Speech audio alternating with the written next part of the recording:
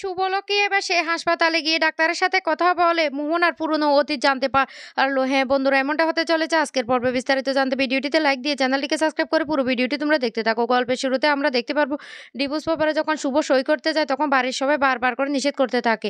তার ননদরা পর্যন্ত কান্নাকাটি করতে থাকে। এইদিকে শুভলক্ষ্মীর কাকারাও বলতে লাগলো, এই শুভ তুই এই কাজটা করিস না, তুই কিছুতে সই করিস না। সবাই বারবার করে নিষেধ করতে থাকে।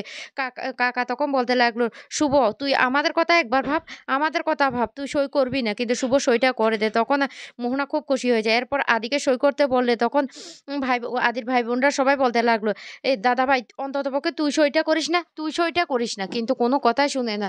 তখন আদিও সইটা করে দেয়। মোহনা তারপরে সে কাগজটা হাতে নিয়ে খুব খুশি হয়ে যায় আর বলতে লাগলো, অনেক দিন পর্যন্ত আজকে আমার মনের আশা পূর্ণ হলো। এদিকে বাড়ির সবাই খুব কান্নাকাটি করতে থাকে আর বলতে লাগলো, কি করে পারলি, কি করে পারলি তুই এই কাজটা করতে। মোহনা তখন বলতে লাগলো, কি শুভলক্ষ্মী, আমার না মনটা বড্ড দয়ালু। অন্য কেউ হলে তোমাকে এক্ষুনি ঘাড় ধরে বের করে দিত, কিন্তু আমি তোমাকে 24 ঘন্টা সময় দিচ্ছি। 24 ঘন্টার মধ্যে তুমি তোমার ব্যাগপত্র গুছিয়ে এই বাড়ি থেকে বিদায় হয়ে যাবে, বুঝতে পারছো? মনটা বড্ড তো দয়ালু, তো সেই জন্য তোমার উপর দয়া করছি, তাড়াতাড়ি করে বের হয়ে যাও। এই বলে সেখান থেকে যখনই মোহনা চলে যেতে লাগলো তখন আয়ানকে বলতে লাগলো, এই আয়ান, আয়ান আমি না একটা কাজে আজকে একটু বাইরে যাব, বুঝতে পারছো? এই বলে সেখান থেকে চলে যেতে লাগলো। তখনই আদির বাবা সেখানে চলে আসে আর বলতে লাগলো, অসম্ভব, শুভকে আমি এ বাড়ি থেকে কিছুতে বের করতে দেবো না, শুভ তুই এ বাড়িতে থাকবি। তখন এই কথা শোনার সাথে সাথে মোহনা বলতে লাগলো, কোন অধিকারে থাকবে, কোন অধিকারে থাকবে, আদি তো ওকে ডিভোর্স দিয়ে দিয়েছে, তাহলে আদির সাথে তো ওর কোনো সম্পর্ক নেই। তখনই আদির বাবা বলতে লাগলো, হ্যাঁ আদির সাথে ওর কোনো সম্পর্ক নেই, আমার ছেলে ওকে অস্বীকার করেছে, কিন্তু ও আমার মেয়ে হিসেবে এ বাড়িতে থাকবে। তখনই এই কথা শোনার সাথে সাথে মোহনা বলতে লাগলো, না ও এ বাড়িতে থাকতে পারবে না। তখন আদির বাবা চিৎকার করে বলতে লাগলো, একটা কাগজে সই করলে সম্পর্ক নষ্ট হয়ে যায় না, ও আমাদের বাড়ির লোক, ও আমার মেয়ে। আমি আমার ছেলেকে স্বীকার করি না, আমার ছেলেকে আমি ত্যায্য করলাম, আমি আমার ছেলেকে কিছুতে স্বীকার করব না। এই বলে যখনই চিৎকার চেঁচামেচি শুরু করে তখনই শুভ বলতে লাগলো, বাবা, বাবা তুমি এমন করো না। তখন আদির মা বলতে লাগলো, তুমি শরীরটা এমনিতে অসুস্থ, আরো অসুস্থ হয়ে যাবে, তুমি এমন করো না। তখন শুভ হাত জোর করে ঠাকুরের কাছে বলতে লাগলো, ঠাকুর তুমি আমার পরিবারকে রক্ষা করো। একমাত্র মোহনার আসল রূপটা জানার জন্য আমাদেরকে এই ছলনার আস্তরটা নিতে হয়েছে, বাড়ির সবাইকে এভাবে কষ্ট দিতে হচ্ছে। তখন কাকাইরা বলতে লাগলো, ছি ছি শুভ তুই এই কাজটা কি করে করলি, তুই সইটা কেন করলি, তুই, তোর পাশে কেউ থাক আর না থাক আমরা আছি। তখন মোহনা বলতে লাগলো, শুনো শুভলক্ষ্মী, আমি তোমাকে একটা কথা আবারও বলে দিচ্ছি, 24 ঘন্টার মধ্যে কিন্তু তুমি তোমার ব্যাগপত্র গুছিয়ে এই বাড়ি ছেড়ে চলে যাবে। তা না হলে কিন্তু আমি কিন্তু তোমাকে ঘাড় ধাক্কা দিয়ে এই বাড়ি থেকে বের করে দেবো, বুঝতে পারছো আমি কি বলছি? এই আয়ান, আমাকে একটু বেরোতে হবে, আমি কিন্তু বেরোচ্ছি, বুঝতে পারছো? এই কথা বলে এদিকে শুভ খুব চিন্তিত হয়ে পড়ে আর বলতে লাগলো, 24 ঘন্টার মধ্যে আমি কি করব? এখনো তো স্বপনদা ফোনটাই রিসিভ করলো না, কি হয়েছে কিছুই তো আমি বুঝতে পারছি না, কিছুটা তো আমাকে করতেই হবে। আমি কি করব আমি তো বুঝতে পারছি না, আমি এই মোহনার অতীত কি করে জানবো? আমার কাছে তো এখনো কোনো প্রমাণই ফিরে আসেনি। এই বলে খুব চিন্তা করতে থাকে। এদিকে আদি মন খারাপ করে দাঁড়িয়ে থাকে। আর তখন শুভ বলতে লাগলো, আজকে আজকে আমার জন্য আদিকে বাড়ির সবাই খুব খারাপ চোখে দেখছে, কেউ আদিকে ভালোবাসছে না। কি করব সেটাই বুঝতে পারছি না। এদিকে মোহনা চলে আসে বাড়িতে। বাড়িতে এসে তার মাকে বলতে লাগলো, এই মা, মা আজকে একটা গুড নিউজ দিতে এসেছি। তারপরে বলতে লাগলো, না মাকে তো এই কথাটা বলা যাবে না। মা কারণ স্বাভাবিকভাবে সেটা নেবে না। দাদা আসুক একবারে দাদাকে বলব। এই বলে খুব এনজয় করতে থাকে। আর তখনই মোহনার কাছে ফোন করে ওই হাসপাতাল থেকে আর বলতে লাগলো, আপনি যে লোকটাকে বলেছেন সেই লোকটাকে পৃথিবী থেকে সরিয়ে দিয়েছে। আর কোনো চিন্তা করবেন না। তখনই মোহনা বলতে লাগলো, কি কাজ করেছেন? আপনাকে তো আমি টাকা দিয়ে রেখেছি ৬ বৎসর আগের পুরনো সমস্ত ইতিহাসগুলি মুছে দিতে। তাহলে আপনি এতদিন কি করছেন? তখন ওই লোকটা বলতে লাগলো, আমরা কি করে জানবো? এতদিন পর্যন্ত তো কোনোই কিছু ছিল না। এখন যে এতদিন পরে সেই কেসটা আবার ঘাটাঘাটি হবে আমরা কি জানি? তখনই মোহনা বলতে লাগলো, শুনো, দরকার পড়লে সামনে যে আসবে তাকে শেষ করে দিবে, মেরে ফেলবে। আমি একে, একে সবাইকে মেরে ফেলবো। আমার অতীত যদি কেউ জানতে চায়, দরকার হলে তুমিও মরে যাবে। তারপরেও কিন্তু আমার পুরনো অতীত কাউকে জানতে দেওয়া চলবে না। কি বলছে শুনতে পেয়েছো? আর তখনই মোহনার মা পিছন থেকে এসে কথাটা শুনে পেলে আর বলতে লাগলো, এ মোহনা, মোহনার ৬ বৎসর পুরনো ইতিহাসটা তুই আবার কেন মনে করছিস? কি হয়েছে? বল আমাকে কি হয়েছে?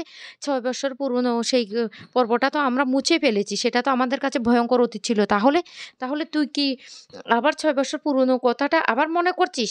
তখন মোহনা বলতে লাগলো, "কে বলেছে মা? কে বলেছে? আমি ৬ বছরের পুরনো কথাটা আবার মনে করছি।" তখনই মোহনার মা বলতে লাগলো, "আমি তো নিজ কানে শুনতে পেয়েছি যে তুই ৬ বৎসরের পুরনো কথাগুলি আবার বলছিস। আমি কি ভুল শুনেছি?" মোহনা তখন বলতে লাগলো, "মা তুমি ভুল শুনেছ। আমি বলছি তো তুমি ভুল শুনেছ। তুমি সঠিক শুনোনি।" এদিকে বারবার করে স্বপনের কাছে ফোন করতে থাকে সেই শুভ। কিন্তু কিছুতেই ফোনটা রিসিভ করে না। তখন আদি সেখানে লুকিয়ে, লুকিয়ে চলে আসে শুভের ঘরে আর বলতে লাগলো, "মোহনা আজকে বাড়িতে নেই।" তখনই শুভ বলতে লাগলো, "মোহনা কোথায় গেছে?" আদি তখন বলতে লাগলো, "ও কি আমাকে কোনো কিছু বলে যায়? ও কোথায় গিয়েছে, কি করছে সেটা আমি জানি না।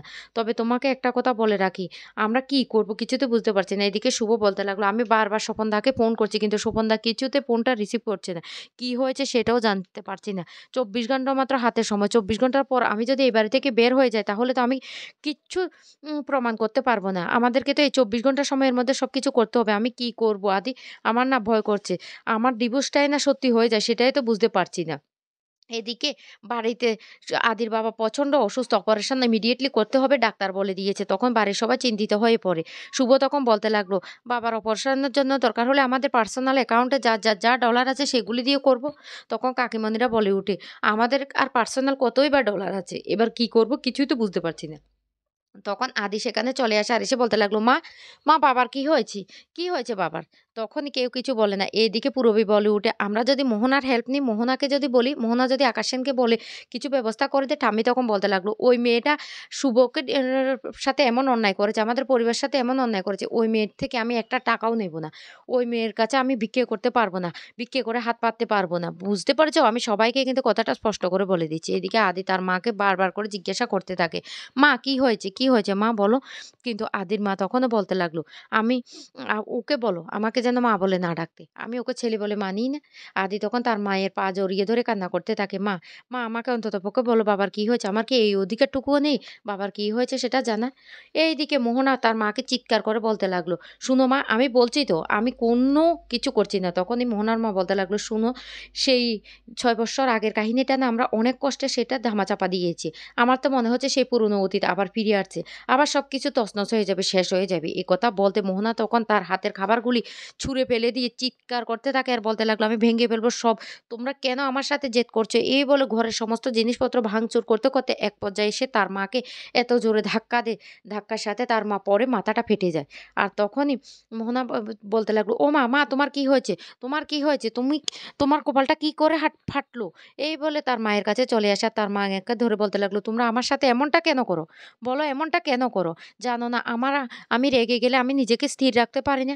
জানো না আমি তোমাদেরকে ভালোবাসি। আমি যাকে ভালোবাসি সে যদি আমার সাথে এভাবে রাগ দেখায় তাহলে তাহলে কি হবে তুমি বুঝতে পারছো না? আমার রাগটা আমি কিছুতে থামাতে পারছি না।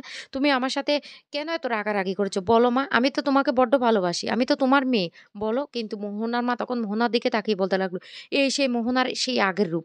কি করব কিছুই তো বুঝতে পারছি না। আমার না বড্ড ভয় করছে। মোহনাকে নিয়ে আমরা কি করব, কি করব? তখনই আদি বাড়িতে চলে আসে। আ আ আকাশ সেন বাড়িতে আসে। আর এসে বলতে লাগলো, মা।" আর দেখতে পায় ঘরের মধ্যে সমস্ত জিনিস এলোমেলো হয়ে পড়ে আছে। তখনই বলতে লাগলো, "কি ব্যাপার? কি হয়েছে?" তখন মোহনা বলতে লাগলো, "দাদা একটা গুড নিউজ আছে, গুড নিউজ।" তখন আকাশ বলতে লাগলো, "কি এমন অবস্থাটা কেন হলো? কেন এমন অবস্থাটা হলো?" তখন বলতে লাগলো, "দেখ কি অবস্থাটা হয়েছে।" তখন মোহনা বলতে লাগলো, "দাদা তুই আগে আমার কথাটা শোন। একটা গুড নিউজ আছে। আরে শুভ, লক্ষ্মী আর না আদির ডিভোর্সটা হয়ে গেছে। আমি এখন বড্ড খুশি, বড্ড খুশি।" এই বলে সে খুশিতে নাচতে থাকে। আর তখন আকাশ মনে, মনে ভাবতে থাকে, এত তাড়াতাড়ি তো শুভলক্ষ্মী ডিভোর্স দেওয়ার মেয়ে নয়। কি হয়েছে? কি ব্যাপার? আর এদিকে সেই স্বপনের ফোন থেকে ফোন আসে শুভর কাছে আর বলতে লাগলো, অপনের বড় একটা অ্যাক্সিডেন্ট হয়েছে। ওকে কেউ মেরে ফেলার চেষ্টা করছে। তখনই শুভ বড্ড চিন্তিত হয়ে পড়ে আর বলতে লাগলো, আমাকে কিছু একটা করতেই হবে। আমাকে সে হাসপাতালে যেতে হবে। নিশ্চয়ই স্বপন কিছু জানতে পেরে গেছে সেইজন্য ওর উপর অ্যাটাক করেছে। না আমি নিজে গিয়ে এবার সমস্ত তদন্তটা করব। ২৪ ঘন্টা সময়ের মধ্যে আমাকে সেখানে যেতে হবে। এইদিকে হঠাৎ করে আকাশ বলতে লাগলো, শুভলক্ষ্মী কিন্তু বড্ড লড়াকু মেয়ে। ও এত তাড়াতাড়ি হার মেনে যাওয়ার মেয়ে নয়।